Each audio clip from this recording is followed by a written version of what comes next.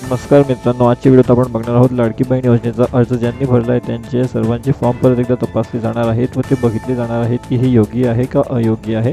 तर चला त्याच्या संबंधात काय काय अपडेट आलेलं आहे ते आपण पाहूयात।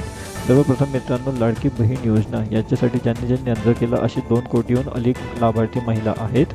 आणि तसेच मित्रांनो, आता या संदर्भात एक नवीन अपडेट आलेली आहे की केवळ पात्र लाभार्थी महिलांनाच पैसे मिळणार आहेत। आता याच्यामध्ये काय झालंय किंवा असं का नियम लागू होत आहे ते आपल्याला कळेलच।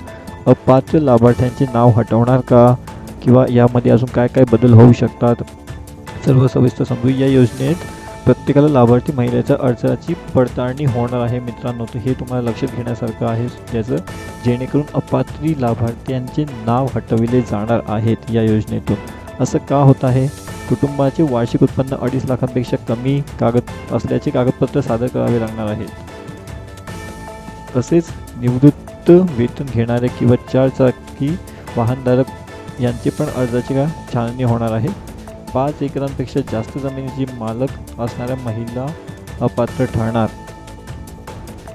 एका कुटुंबात फक्त 2 महिलांनाच योजनेचा लाभ मिळणार आहे। तसेच मित्रांनो, परत एकदा सांगतो तुम्हाला, 2 कोटीहून अधिक लाभार्थी महिला या योजनेमध्ये ऑलरेडी आहेत। तसेच केवळ पात्र लाभार्थी महिलांनाच पैसे मिळणार, हे नवीन नियम लागू होऊ शकतात लवकरात लवकरच। अपात्र लाभार्थ्यांचे नाव हटवणार असं संकेत येत आहेत, तर लवकरच कळेल आपल्याला ते बद्दल।